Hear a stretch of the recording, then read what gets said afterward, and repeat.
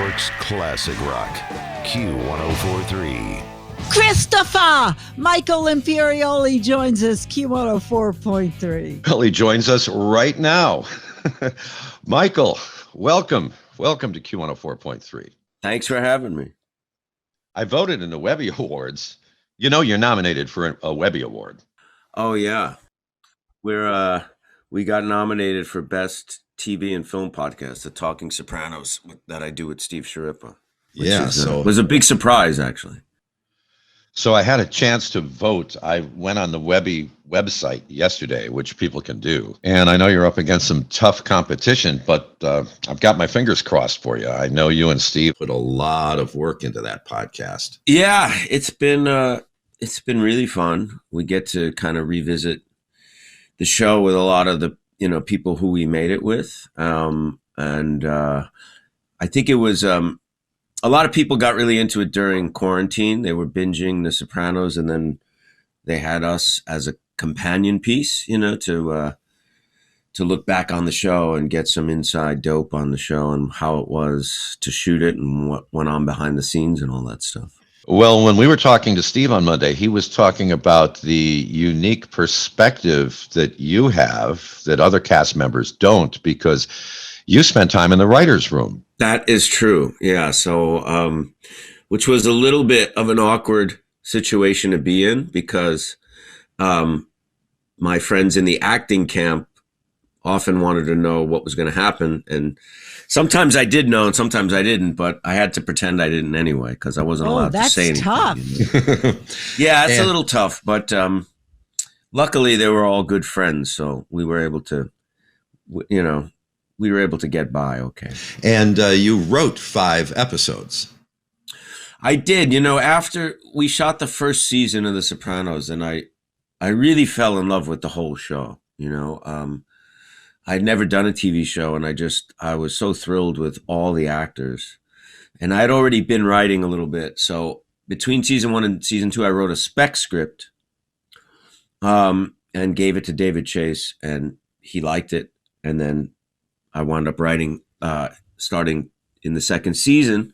But it really was, I just loved all the characters and wanted to be a part of it in that way. What was it like for you when your friends, your fellow cast members, when what was coming out of their performance was what had originally been in your brain?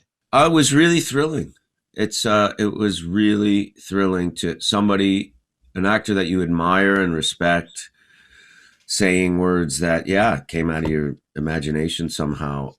It's a really big, it's an honor, and it's I like collaboration. I like that spirit of working with other artists closely and jamming together. And I got to do that on a bigger scale than just as an actor, which I really appreciated. Michael, which were your episodes? Season 2 was From Where to Eternity, when Christopher has these dreams of the afterlife, visions of hell or purgatory, whatever it is.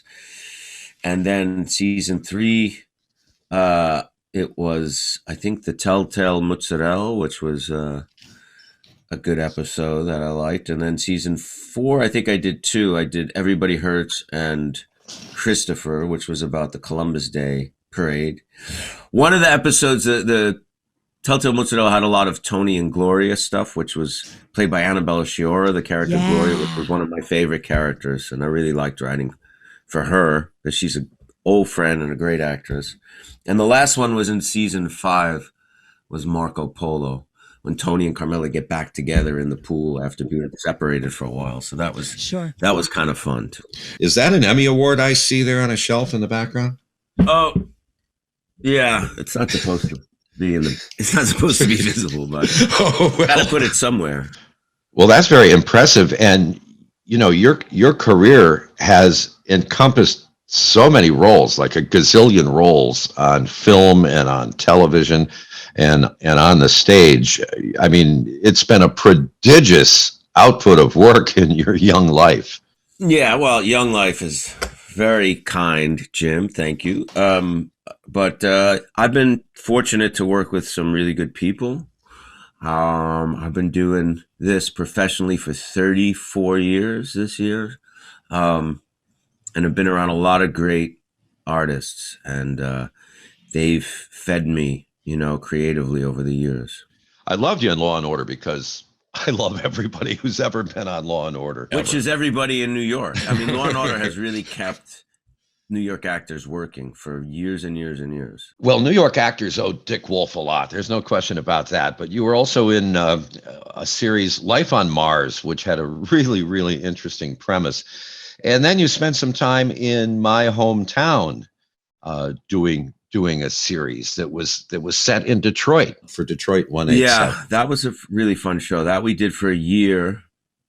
We shot in Detroit, and the people in Michigan and especially Detroit really loved that show. I mean, it was they really felt we were addressing what was going on at the time in the city, and I think people really appreciated that.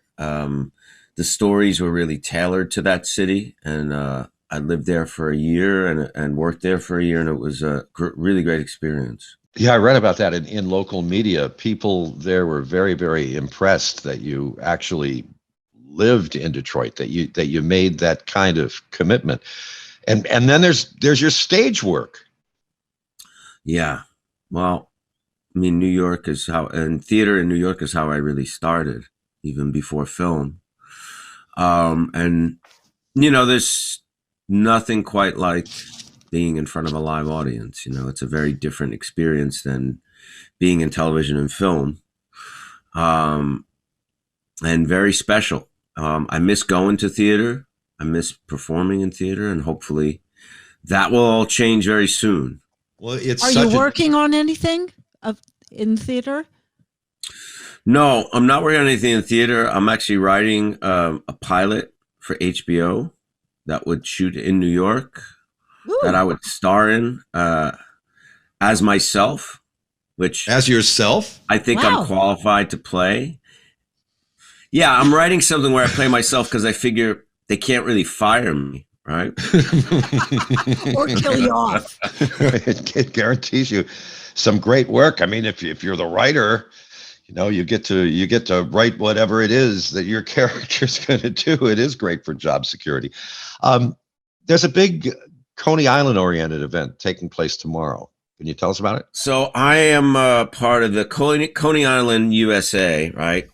They're a nonprofit multi-arts organization, and they do the Mermaid Parade, they do the Coney Island Circus sideshow, they do the Coney Island Museum, and they really preserve an aspect of New York history and culture and art that has gone on for a long time, decades and decades. And they're having a rough time because of the pandemic. They've been closed for the year, and they don't know when they're really going to be able to reopen yet. So we're doing a benefit. It's a rock and roll circus. Jesse Malin, who's a great New York, one of the best New York musicians, he's he's kind of spearheading this whole thing, like the musical director, so to speak. It's we're doing it at his club in the East Village, the Bowery Electric, which is also, I think that's one of the great rock clubs in the country. It's a stone's throw from the old CBGBs, and it kind of carries that torch. And they're having a tough time too. So we have some great New York rock bands. We have Jesse's going to be playing, Joseph Arthur, Kembra Fowler from the voluptuous horror Karen Black. We have Miss Guy from the Toilet Boys. My band Zopa is performing. Hennessy is performing, and a bunch of the Coney Island sideshow performers. So it's a rock and roll circus, and it's virtual. It's good cause. It's virtual. If you go to rollinglivestudios.com or theboweryelectric.com, you can get a ticket. Proceeds from ticket sales will go towards helping out the Bowery Electric. Donations will go towards Coney Island, USA. You'll be supporting New York rock. You'll be supporting New York history, New York art, and it's going to be a blast. It's tomorrow, Thursday at 7. Tell us about your band. My band is called Zopa, which means patience in Tibetan, and we've been together since 2006, but we've been on a quite a long hiatus for a number of years, but released an album over the summer on Bandcamp, and it's coming out in vinyl this very soon. And we have a video that's premiering in May that a filmmaker in Scotland heard our song, and he wanted to make a video with his crew over there and his actors and his filmmakers, and we're going to debut it. If you follow me on Instagram, you'll hear about it, and you can, sign up for the virtual premiere. My Instagram is real Michael Imperioli, if anyone's interested. Michael Imperioli is with us this morning at Q104.3. Shelley, can you believe this guy? You're just so talented. Stage actor and director, film actor, television actor, writer, musician. I mean, I got to keep busy, Jim, or I get in trouble. And welcome back to New York. Yeah, it's nice to be back. I was kind of based in California for about 6 or 7 years, and then started coming, being bi-coastal about 2 years ago, and now pretty much here all the time again, which is great. I've had some experience, in a personal way with Hollywood actors and New York actors, and well, quite frankly, New York actors are different. I think so. I mean, I think just being here, you're just around people more, to be honest. You leave your apartment, you're on the street, you get in the subway, you're just around lots of different people all the time, and well, it seems to me that the New York actor specifically has experience in a wider variety of work, TV, movies, stage, television commercials, radio commercials, trade shows, conventions. Just they seem to have experience with a lot more, forms of media. Yeah, I think that's true too. I mean, LA is not really known as a theater town. There is theater and there's good theater, but there's much less than there is here. And most people come here, and when they start in theater. Which I think makes for better actors, to be honest. just to be not to be so biased, but I guess I am. So, Shelley, it's time for the shameless plugs, right? That's it. It's starting with tomorrow night. So let's plug that event one more time. How do people get the tickets for this rock and roll circus to benefit the Bowery Electric and our friends on Coney Island? Go to rollinglivestudios.com or theboweryelectric.com, and you get a ticket. It's a virtual show. It's a rock and roll circus, and it's for a great cause, and it's going to be a lot of fun. Do we know, Lenny by the Kaye way, is performing as well. The great Lenny Kaye, who plays with Patti Smith. Okay. Michael, do we know if there's going to be a mermaid parade this year? I think it's up in the air. I'm not. They're not really. They haven't committed. It's still. It's still a tough thing. Right. What is exciting is on last Saturday, Murphy's Law and several other punk hardcore bands did a concert in Tompkins Square Park. So outdoor concerts definitely are coming back. Bowery Electric is having live performances with social distance, with plexiglass between tables and in front of the performer. So stuff is starting to happen. Hopefully things will open up more and more, and we can get back to normal as soon as possible. And remember, the public can vote in the Webby Awards for Michael's podcast with Steve Sharippa. You could go to our podcast, TalkingSopranos.com. If you're a Soprano fan, you've never heard the podcast, you probably should.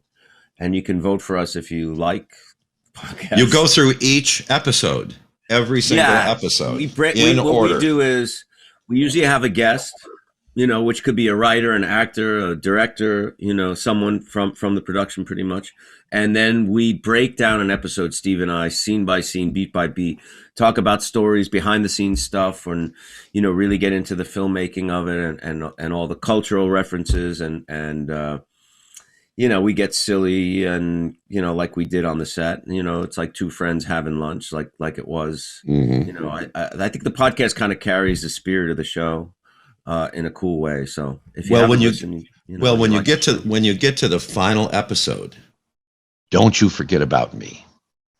Yes, you are, a very critical part of Soprano history, my friend.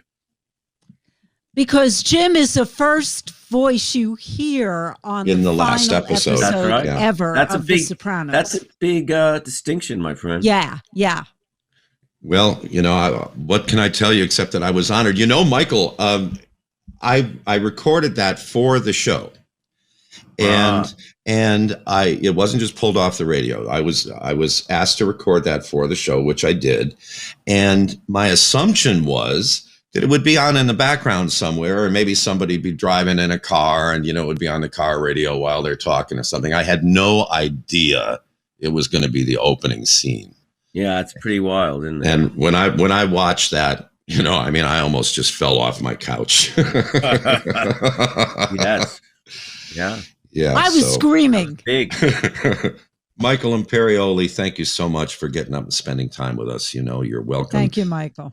Anytime, as soon as we get back to work again, instead of this working from home thing. We Thanks look for forward to having seeing me. you.